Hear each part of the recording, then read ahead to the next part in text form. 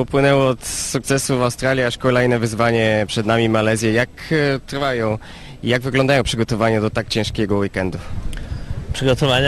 Przygotowania tak naprawdę wyglądają normalnie, czyli spotkania z inżynierami, omawianie różnych tam opcji.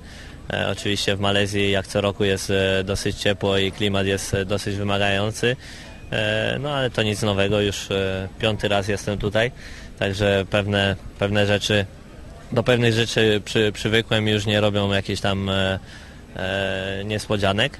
Oczywiście weekend się zapowiada ciężki z powodu klimatu i temperatury.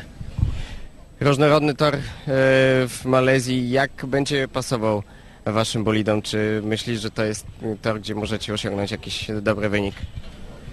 Dobry wynik, zależy co nazywamy dobrym wynikiem. Oczywiście mamy nadzieję, że nasz bolid będzie konkurencyjny i będziemy bliżej czołówki, chociaż ciężko jest tak naprawdę powiedzieć, jak to będzie wyglądało.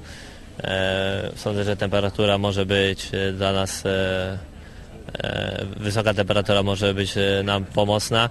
Z drugiej strony tor, jeśli chodzi o charakterystykę toru, może nie aż tak, ale tak jak powiedziałem, ciężko powiedzieć, ponieważ nie jeździliśmy jeszcze na takim torze w tym roku, także po tym weekendzie będzie coś więcej wiadomo.